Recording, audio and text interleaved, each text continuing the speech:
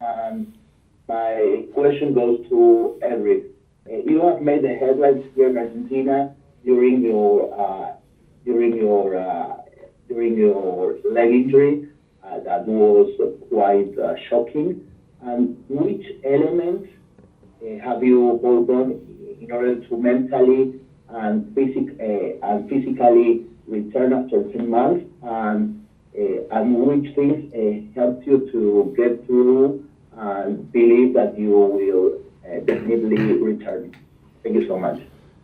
Yeah, obviously it was a quite a big injury and devastating for me at the time. But there were a lot of support behind me, the home family that helped me get back. Obviously, medical staff, etc., helping me at rehab, working hard to get back on the field in the time that I did.